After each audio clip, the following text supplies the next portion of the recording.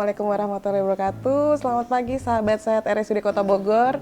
Hari ini kita kedatangan narasumber Dr. Bambang Agustian, spesialis penyakit dalam, konsultan kardiovaskular. Selamat pagi dokter. Selamat pagi Dr. Nyoman. Gimana dokter, sehat hari ini? Alhamdulillah, selamat pagi rekan-rekan sehat RSUD Kota Bogor. Topik kita hari ini dok berhubungan dengan narasumber kita yang mumpuni ya di bidang kardio, yaitu tentang olahraga dan serangan jantung. Ya, Jadi baik. hubungannya ya dok ya. Nah sebenarnya pertama kita bahas dulu kali ya dok, peran penting olahraga dalam menjaga kesehatan jantung. Apa tuh dok kira-kira dok?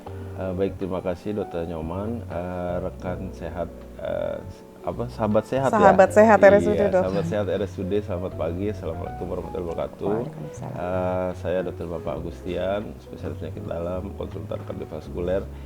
Terima kasih atas pertanyaannya Dr. Nyoman. Memang seperti kita ketahui, olahraga itu merupakan semua lini utama daripada pengobatan metabolisme, baik penyakit jantung, penyakit darah tinggi, diabetes, dan lain-lain. Jadi kalau dokter itu sebenarnya menyarankan semuanya pada pasien itu adalah healthy lifestyle dulu untuk pertama. Yang termasuk dalam healthy lifestyle itu adalah olahraga. Manfaatnya olahraga untuk jantung adalah bila jantungnya masih sehat ya, masih sehat, bukan orang yang sudah mengidap penyakit jantung, itu adalah memperbaiki fungsi-fungsi jantung itu sendiri, memperbaiki daripada misalnya pasien itu ada obesitas, dia menurunkan berat badan, menurunkan angka kolesterol yang tinggi atau dislipidemia, terus memperbaiki daripada fungsi dari pembuluh darah di jantung itu sendiri. Jadi kalau kita ada kadar kolesterol yang tinggi, aliran darahnya itu bisa tersumbat atau terganggu, misalnya seperti ada gangguan jantung koroner itu. Nah itulah tadi dari manfaat utama daripada olahraga tadi.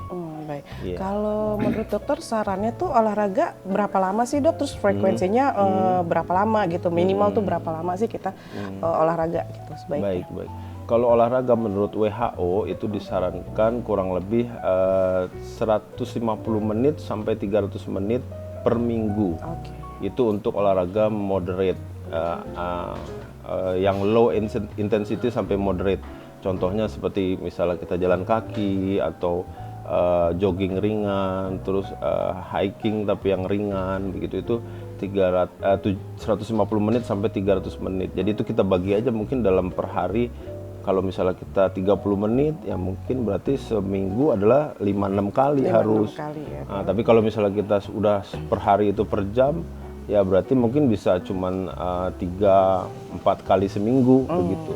Nah olahraga tadi itu yang ringan, yang sedang ya. Tapi kalau dari olahraga yang tadi harus sebenarnya kita tambahkan olahraga yang untuk muscle activity atau memperbaiki otot atau otot rangka yang besar, dengan penambahan olahraga angkat beban. Jadi itulah tadi pentingnya sebenarnya angkat beban, bukan untuk jadi minaraga atau apa ya gitu ya. Jadi untuk angkat beban itu minimal disisipkan dari olahraga tadi 2 kali per minggu itu sebenarnya untuk memperbaiki otot-otot rangka, otot-otot besar kita, sehingga nanti kita saat tua nanti itu otot-ototnya itu tetap baik, fungsi tulang juga baik, tidak terjadinya penurunan fungsi yang sangat drastis di usia tua nanti. Begitu dok. Terus untuk usia, kalau misalnya usia lansia di atas 60 tahun, saran olahraga itu memang lebih sedikit ya dibanding yang tadi yang 150 menit sampai 300, itu rata-rata 3 kali per minggu sudah cukup. Sudah cukup. Gitu. Jadi lebih rendah ya, lebih sedikit gitu ya dok ya. Kalau untuk target heart rate sendiri gimana dok? Untuk ada per usia kah atau bagaimana dok? Oke. Kalau untuk target heart rate itu adalah frekuensi nadi ya. Kalau kita hitung gitu nadinya di jari kita, di nadi kita itu dihitung per menitnya berapa gitu. Targetnya adalah kita hitung dengan 220 dikurangin usia kita saat ini. Misalnya kita usia ya 40 misalnya ya, 220 dikurangin 40 itu 180. Tapi kita ambil targetnya 80% saja daripada target tadi. Ya, jadi misalnya 180, 80%-nya dari 180 tadi. Nah, itu berapa heart rate-nya. Mungkin 140 sampai 150 itulah target daripada tekanan frekuensi nadi kita dalam saat kita menjalani olahraga. Kalau lebih dari itu kita harus waspada karena itu akan berbahaya bagi jantung kita juga. Jantung, baik ya. Jadi berhubungan juga ya dok ya dengan aktivitas ya dok. Nah, kan kita tadi udah bahas tuh dok kalau olahraga teratur tuh bisa bantu kesehatan jantung ya, nurunin resiko serangan jantung juga. Namun nggak jarang kita dengar nih berita belakangan ini kalau ada orang lagi olahraga nih dok, terus kena serangan jantung. Tuh. Apa sih dok penyebabnya? Ya, macam-macam penyebabnya ya, karena olahraga itu makanya saya bilang tadi sebelumnya, karena kita harus melakukan secara rutin. Biasanya yang sering olahraga yang seperti olahraga yang terlalu memacu jantung, seperti olahraga kompetitif seperti sepak bola, badminton, tenis dan lain-lain, itu kan memacu jantungnya terlalu cepat ya. Kalau pasien yang jarang berolahraga, kompensasinya itu agak kurang untuk jantungnya. Dan kita juga tidak tahu status kesehatan pasien itu tadi sebelumnya bagaimana. Apakah dia ada hipertensi, apakah ada diabetes, ataukah dia ada kolesterol yang tinggi. Nah, bila ada kolesterol yang tinggi, misalnya ada darah tinggi, nah itu bisa terjadi sumbatan mendadak atau serangan jantung mendadak pada pasien tersebut. Tapi juga ada gangguan irama jantung yang mendadak berubah karena memang pasien sudah punya faktor resiko sehingga jantungnya berhenti mendadak atau terdapat sumbatan yang berat mendadak pada pasien itu saat terjadi pemacuan jantung yang berlebih pada saat olahraga tadi. Begitu. Baik. Jadi kita gimana tuh dok menyegahnya ya supaya kita nih, kan kita jadi takut nih dok, beberapa pasien juga saya mau olahraga tapi takut dengar berita kayak gitu gitu dok, gimana? Jadinya makin mager. Jadi mager. Ya. Udahlah, olahraga meninggal juga. Gimana tuh dok? Jadi kita harus melakukan namanya stratifikasi resiko. Kita lihat diri kita sendiri saat ini. Kalau usia sudah di atas 40 tahun, memang kita harus menstratifikasi resiko. Apakah kita ada resiko daripada penyakit-penyakit jantung atau kardiovaskuler, seperti misalnya kita adakah obesitas, adakah kita darah tinggi, adakah kita penyakit diabetes, adakah keturunan-keturunan yang sudah terjadi pada diri kita seperti misalnya gangguan jantung atau gangguan paru-paru. Nah, bila ada gangguan-gangguan tadi, ya lebih baik kita konsultasikan dulu ke dokter untuk olahraga apa yang cukup, yang disarankan untuk kita. Tapi bila tidak ada tadi gangguan, memang tidak ada resiko, ya silahkan saja dilakukan olahraga yang seperti saran saya sebelumnya tadi, intensitasnya. Memang kalau memang kita baru mau memulai, jangan langsung kita harus stepwise. Jadi tidak boleh tiba-tiba langsung jarang olahraga, tiba-tiba main tenis, tiba-tiba main sepak bola, tiba-tiba main bukan nggak boleh, tapi jangan tiba-tiba semuanya, harus memakai pemanasan dan stepping, jangan tiba-tiba langsung olahraga yang berat, begitu dok. Jadi stepwise ya dok ya, jadi kita bertahap ya. Dok, ada nggak sih sebenarnya waktu terbaik untuk olahraga? Karena kan banyak juga tuh ini mitos atau fakta sih kadang-kadang dibilangnya kalau kita olahraga malam tuh kurang baik gitu, gimana tuh dok? Iya, sebenarnya olahraga itu tergantung kapan kita bisa saja sebenarnya. Kalau kita tidak bisa pagi ya malam, kalau nggak bisa malam ya sore, kalau nggak bisa sore ya siang. Yang nggak boleh itu adalah nggak olahraga. Jadi nggak bolehnya nggak boleh olahraga. Jadi kalau kita nggak olahraga ya nggak boleh. Tapi memang ada risk and benefit masing-masing. Misalnya kalau pagi misalnya kita mau menurunkan berat badan karena badan kita masih dalam kondisi yang kosong, dalam artian kalori belum ada yang masuk. Mungkin energi yang dimasukkan dari makanan itu juga cukup berkurang. Bagi orang-orang yang mau menurunkan berat badan, mungkin itu bisa di pagi hari karena akan membakar kalori dan lemak juga lebih baik. Kalau olahraga sore malam karena kita sudah tercukupi asupan gizi dari pagi, siang, sore, mungkin untuk olahraga yang weightlifting atau yang agak lebih berat, mungkin dia akan sedikit berenergi di malam hari. Jadi sebenarnya itu hanya mitos ya dok ya, yang penting itu tadi jangan lebih baik tidak daripada tidak olahraga ya. Ya baik dok. Dok, kalau berapa belakangan ini juga ada di berita tuh dok, makin kesini makin muda tuh usia penderita penyakit jantung. Menurut dokter kenapa ya penyebabnya ya dok ya? Nah, banyak sekali saya temukan juga di praktek-praktek keseharian, di ruangan tindakan juga pada pasien-pasien yang terkena serangan jantung pada usia 25 sampai 35 awal itu sudah banyak sekali yang terjadi. Kembali lagi kepada lifestyle. Sekarang itu adalah konsumsi gula yang berlebihan, mager, jarang olahraga atau tidak pernah sama sekali, kondisi-kondisi obesitas, kondisi yang kita tidak pernah sama sekali melakukan olahraga dan tidak pernah melakukan pemeriksaan check up rutin terhadap kesehatan kita. Nah itu ya selain lingkungan, faktor risiko seperti stres yang berlebihan, pekerjaan yang overload, kurangnya istirahat itu juga sangat menentukan. Begitu. Ya, dok. Iya. Ya. Dok, kalau yang tadi dok, kalau kita udah terlanjur tuh dok ya, ada penderita-penderita yang apa namanya udah terlanjur nih, udah sakit jantung atau penyakit-penyakit kronis lain. Ya. Menurut dokter ada nggak sih rekomendasi olahraga yang bisa tetap dilakukan gitu Ya. dok? Olahraga yang paling mudah dan murah adalah jalan kaki. Jalan kaki ya, Ya. dok ya. Seperti lihat kita statistik orang Indonesia itu kan termalas di dunia sekarang saat Ya, ini. dok, aduh, Kita harus bandingkan diperbaiki negara ya. tetangga kita aja, Singapura dengan yang agak jauh dikit Jepang, itu angka obesitasnya hanya 4% dibandingkan Indonesia atau Amerika yang 40% lebih. Bayangkan hanya 4%, misalnya penduduknya 100 juta, berarti hanya 4% dari 100 juta itu. Kalau Indonesia kan mungkin 30-40% yang obesitas. Mereka olahraganya simpel saja, jalan kaki, kemana-mana jalan kaki. Kalau kita ke warung naik motor, gitu ya. Betul, dokter Jadi ya. olahraga yang ringan aja jalan kaki. Kalau untuk yang penderita hipertensi, jantung, tapi kalau lagi dalam serangan atau kondisi akut, ya tetap kita memang tidak boleh berolahraga. Gitu. Oke, Ya. baik. Ada pertanyaan tadinya sepertinya dari penonton kita ya dok ya, dari YouTube. Ya, dari YouTube ya. Izin bertanya dok, apakah hipertensi dapat berisiko mengalami penyakit jantung? Apa yang dapat dilakukan untuk mencegah penyakit tersebut? Iya, iya. Terima kasih atas pertanyaannya, sahabat sehat RSUD. Untuk hipertensi sendiri merupakan memang faktor risiko untuk penyakit jantung atau kardiovaskuler yang lainnya. Salah satunya adalah hipertensi heart disease atau pembengkakan jantung, payah jantung. Bisa juga dapat menyebabkan gangguan ginjal dan jantung koroner dan penyebab stroke. Hipertensi itulah tadi. Kita harus jaga tekanan darahnya, minum obat yang rutin. Begitu tadi. Ya, ya. Ya. Jadi minum obat yang rutin ya dok Ya. ya, tetap ya dok ya, sesuai dengan itu. Oke, ada pertanyaan lagi nih dok, banyak pertanyaan pagi ini. Izin bertanya dok, olahraga apa saja yang baiknya dihindari bagi penderita hipertensi dan jantung? Iya, Yang baik. dihindari dok. Baik. Mungkin untuk hipertensi dan jantung seberapa berat dulu ya, kita lihat dulu seberapa berat, apa hipertensinya terkontrol, apakah penyakit jantungnya terkontrol atau tidak terkontrol. Kalau pasien-pasien yang sudah terkontrol, misalnya tensi stabil terus dalam pengobatan, penyakit jantung juga bukan yang kondisi yang berat atau payah jantung yang berat, silakan berolahraga yang seperti saya bilang tadi, olahraga yang ringan sedang, misalnya jalan pagi, jogging ringan itu dipersilakan.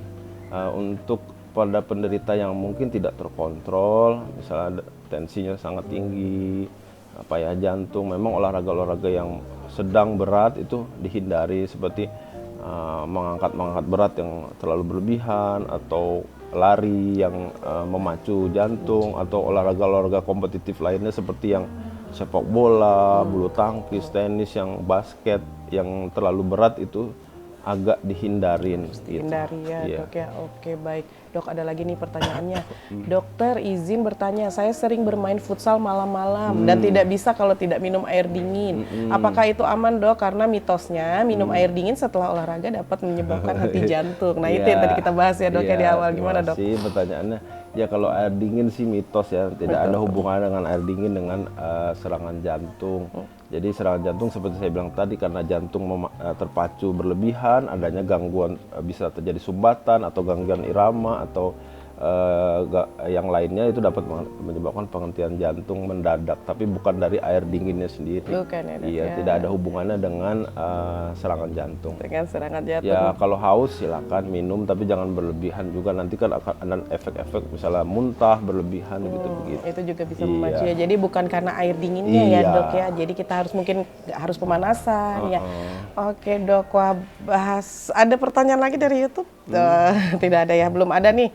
Belum ada ya. Iya. Terus dok, kalau misalnya kita kan suka olahraga, tiba-tiba nih bagi kita nih yang awam aja deh gitu ya, buat teman-teman nanti sahabat sehat RSUD, kalau ada pasien yang lagi olahraga tiba-tiba dia serangan jantung, tuh gimana nih? Apa yang bisa teman-teman sahabat sehat RSUD lakukan gitu? Saya terakhir ini baru lihat di YouTube, bukan di YouTube ya, di sosmed atau ada apa gitu, orang serangan jantung jatuh, ditepuk-tepuk, dipijit-pijit di segala macam. Ya mungkin rekan-rekan memang sebaiknya kita semua itu harus mendapatkan ilmu basic life support semua. Ya dahulu sih saya sempat mengajar di beberapa institusi seperti kantor-kantor, itu kita harus memberitahu semua karyawan, security, baik cleaning service dan lain-lain, karena kita tidak pernah tahu kapan akan terjadi serangan jantung tadi. Hanya Allah yang tahu orang itu akan serangan jantung, tidak ada yang bisa memprediksinya.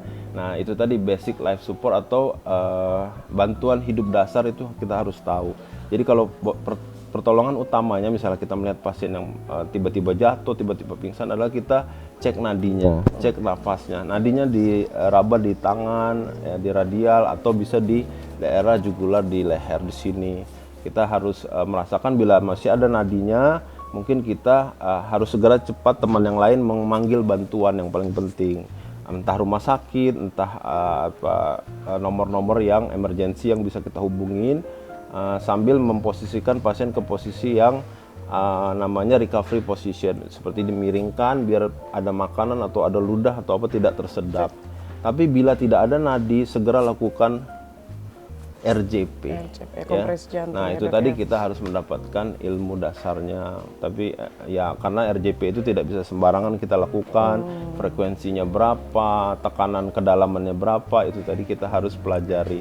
Mungkin sahabat sehat sekalian bisa sekarang mempelajarinya di mana-mana melalui media YouTube dan lain-lain, juga itu sudah ada semua. Di channel kita juga ada tuh dok, kayaknya RSUD Kota Bogor, di channel YouTube RSUD ada tuh ya. Okay. Dokter ada pertanyaan lagi nih dari YouTube. Dokter izin bertanya, kalau habis olahraga bolehkah langsung mandi dok? Iya.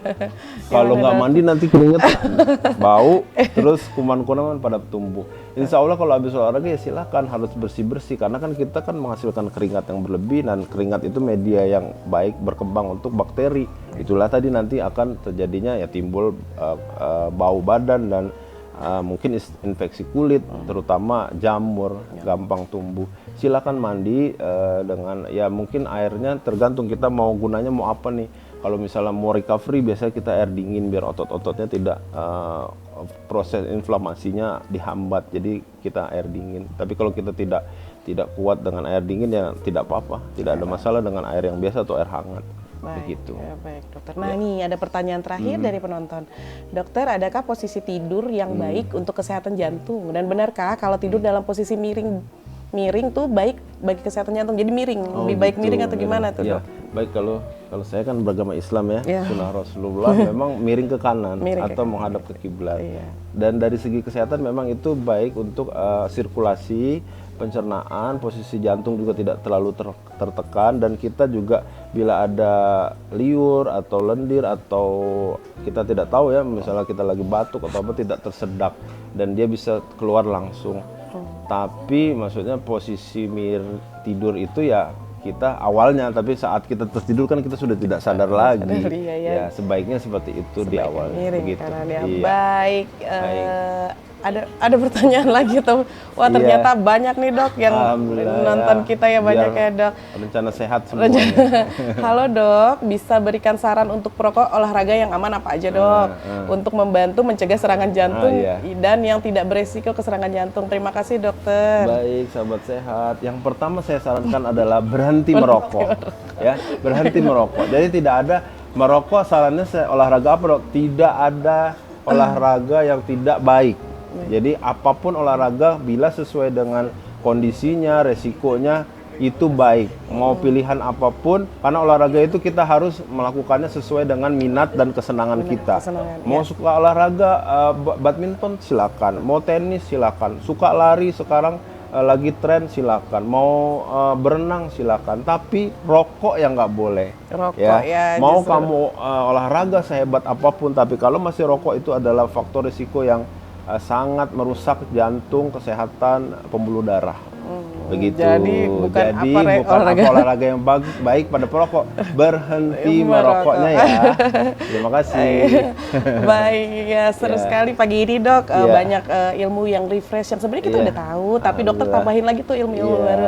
Nah yang penting sahabat sehat RSUD Kota Bogor, kita harus olahraga tadi ya dok ya, 150 sampai 300 menit per minggu. Ya, lebih baik olahraga mau malam, mau pagi, mau siang, mau sore, sesempatnya aja ya dok ya. Dan mudah-mudahan harus yang terakhir tadi berhenti. Kalau merokok, berhenti merokok supaya kita menghindari dari serangan jantung. Baik, nanti dokter, kita juga dokter ini kan konsultan kardiovaskular ya, berarti kita punya alat-alat canggih nih di RSUD Kota Bogor, ada echo, ada treadmill juga untuk memeriksakan yang tadi. Kita harus tahu ada nggak sih faktor-faktor risiko sebelum nanti kita mau olahraga apa nih. Nah dokter Bambang Agustian, prakteknya hari apa aja nih dok? Baik, terima kasih dokter Diah Nyoman. Saya berpraktek di RSUD dari hari Selasa sampai hari Jumat pagi hari pukul 8 sampai 10. Di hari Sabtu saya jam 12 sampai jam 14 sore.